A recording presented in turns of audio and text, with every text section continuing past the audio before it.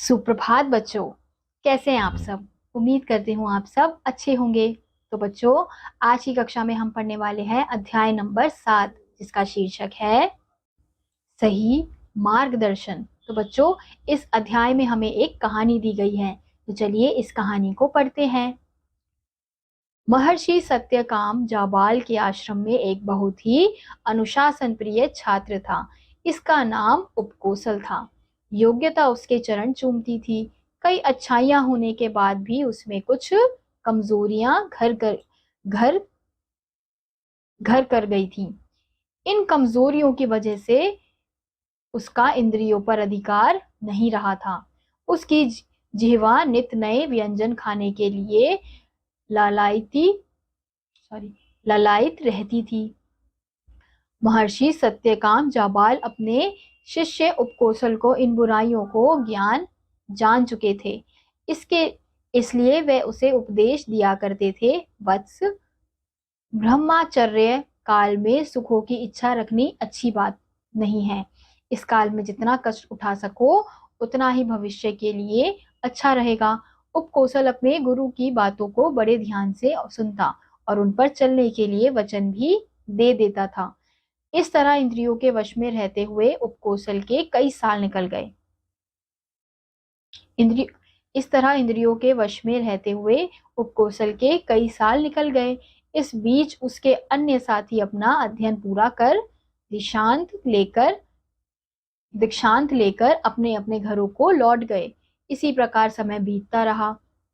बाद में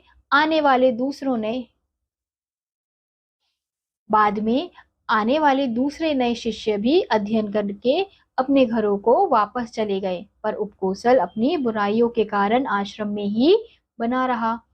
इस बीच घर लौटने की इच्छा उसके अंदर जोर पकड़ने लगी, परंतु गुरुजी ने उसे घर जाने की आज्ञा नहीं दी। कुछ दिन बाद उपकोसल को पता चला कि महर्षि सत्यकाम जाबाल तीर्थाटन पर जा रहे हैं। अंत में वह घड़ी भी आ गई जब महर्षि सत्यकाम को तीर्थाटन पर निकलना था। उपकोसल ने जाते समय गुरुदेव के चरणों को स्पर्श किया। गुरुदेव ने आशीर्वाद देते हुए कहा, वत्स, मन को एकाग्र रखो, तुम्हारा कल्याण होगा। महर्षि सत्यकाम जाबाल के ये शब्द उपकोसल के मन स्थल को छू गए। गुरुदेव के तीर्थ स्थल की ओर रवाना होते ही उपकोसल ने उपासना शुरू कर दी। मन को एकाग्र करने के लिए उसने कई तरह के कठोर व्रतों का पालन करने का मन निश्चय कर लिया। उपासना के दूसरे ही दिन से उपकोसल ने अन्न त्याग दिया और एकांत में बैठकर मौन व्रत धारण कर लिया। वह पूरे 3 दिन तक मौन अवस्था में बैठा रहा।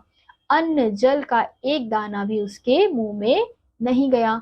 उपकोसल की दशा देखकर अन्य शिष्य घबरा गए। उन्होंने गुरु पत्नी से जाकर कहा, गुरु माता, परंतु उपकोसल के पास आकर आदेश के स्वर में गुरु माता तुरंत उपकोसल के पास आकर आदेश के स्वर में बोली, उपकोसल, मैं आज्ञा देती हूँ कि तुम अपना मौन व्रत तोड़ दो। उपकोसल ने गुरु माता को प्रणाम किया और उनकी आज्ञा मानकर अपना मौन व्रत तोड़ दिया। गुरु माता ने पूछा, उपकोसल, यह कठोर तपस्या किस लिए की जा रही थी? उपकोसल ने अत्यंत विनम्र होकर कहा, चलायमान मन पर काबू पाने के लिए। उपकोसल का उत्तर सुनकर गुरु माँ बोली, विचार अच्छा है। विचार अच्छा है उपकोसल, पर मौन व्रत को अपने जीवन का अंग बना सको तो तुम्हें सफलता मिलेगी। आओ मेरे साथ अन्न ग्रहण करो। उपकोसल उठा। उसने गुरु माँ के द्वारा परोसा हुआ आहार ग्रहण किया। इस उपासना और मौन व्रत ने उसमें विशेष परिवर्तन ला दिया था। इसके बाद उपकोसल ने गुरु माँ की बात मानकर उसका अनुसरण शुरू कर दिया। वह सप्ताह में एक दिन उपवास रखता और एक दिन मौन व्रत रखता।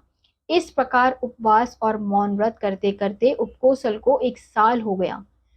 महर्षि सत्यकाम जाबाल भी तीर्थ यात्रा से वापस आ गए। उन्होंने एक सप्ताह में ही यह जान लिया कि उपकोसल ने अपनी इंद्रियों पर उपासना के द्वारा काबू पा लिया है। अगले दिन ही उपकोसल को दीक्षांत करके आशीर्वाद देकर उन्होंने घर भेज दिया।